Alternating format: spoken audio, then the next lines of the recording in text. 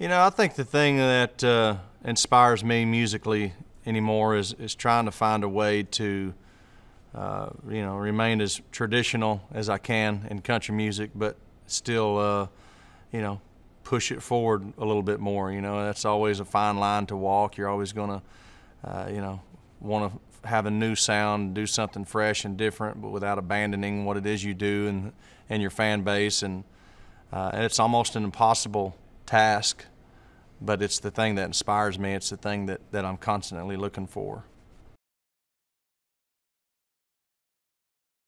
I pretty much started pursuing my, dream of being a country singer when I was about 15 years old. I guess that's when I just realized, even though maybe I didn't, know for sure this is what I was going to do, I was already pursuing that dream. I was learning to play the guitar and trying to write songs and trying to be a better singer and figure out, that part of my voice, that I could control and create a sound that hopefully was similar but different than my heroes. It's just things that you figure out, But I think by the time I was 15, I was pretty heavy into this, whether I knew it or not. When it comes to working with young people as a coach on this show, it's a delicate balance, I think, because you can definitely, I think, push a young person too hard, and you kind of got to let them find their own way, and you got to listen to them, but definitely they also at the same time need a little whip cracking. Also, every single one of them do, because look, this is not easy, and if you want to do this, you got to be ready to hear the word no a lot. You got to be able to take some criticism and some honesty, and none of us have it figured out, but and those are usually the young people that you see make it deep into this show, the ones that are willing to listen and learn.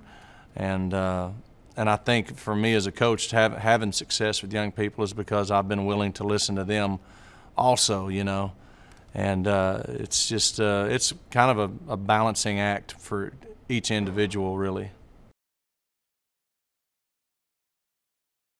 I think most of the advice that I got over the years, it wasn't really from other artists. I think that's what makes the voice unique, is that you're getting this advice from somebody who's been in your shoes and who's doing the thing that you dream of doing. That's coming up with the way I came up in music. It was always a manager or an agent or somebody that owned a bar or somebody like that that's always trying to pass along their advice, and that's good stuff too. I think you just kind of have to sift through it and listen to people, but be smart about it.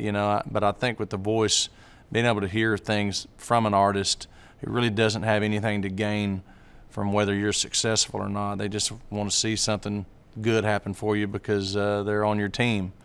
That's what makes this show so special. As far as the blind auditions go, there's no way for us to have an idea about what kind of team we want to put together or what our team's going to be like. It's literally out of your hands. There's no way to come up with an equation for that.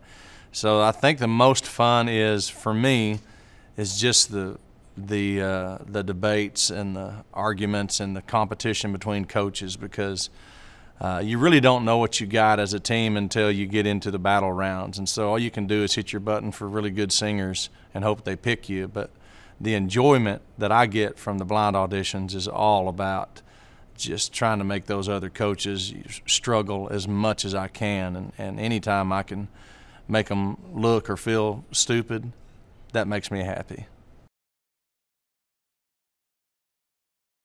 Well, there's nobody that helps me out when it comes to, making other coaches look stupid. Nobody helps me more than Adam. He's just a natural fit when it comes to saying something that's stupid or, doing something that, he can't back his way out of. And if I'm not saying I'm the funniest guy in the world, but I have figured out how to trap that guy and make him live and eat his words. and nothing makes him madder than to be called out on some truth. You know, Adam's one of those celebrities that you just wish would change someday, and he still hasn't yet. He's the same butthole that I met in 2011. But that's what makes this show fun. You know, if it wasn't for he and I, you know, our bickering, I don't know that I would still be having as much fun with this thing if he wasn't the way he is. And I'm sure he says the same thing about how stubborn I am. But you know, he really hasn't changed at all. Well, the good thing about having Miley back for season 13 is none of us really have to worry about coming up with anything to say, because none of us are going to get a word in edgewise. I mean, this girl has a motor mouth, and I'll tell her that to her face. She knows she does.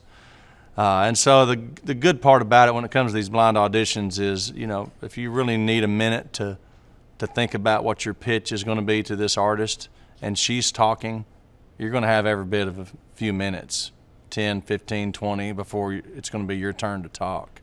The only trouble with that sometimes is there's nothing left to say. There's no words left in the English language that hasn't been said.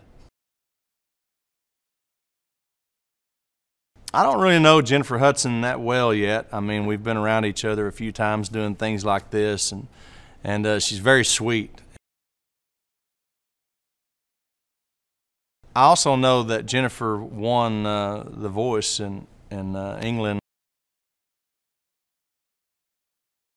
You know, and that's something that I think Adam and I, when we heard she was coming, you know, first you get excited because we know how talented she is, and it'd be fun to work with her. But then it's like, whoa, she's really not a rookie at this. You know, we can't look at it that way. We can't treat it that way. She's won the show. If she's very competitive, look, I haven't met anybody in my life more competitive than Adam Levine, and so all I got to say to Jennifer is bring it on. I mean, look, I've been getting kicked in the nuts by Adam for 13 seasons now, so they can take turns all they want. All I'm trying to do is win this thing. They can be as competitive as they want. I think it's cute.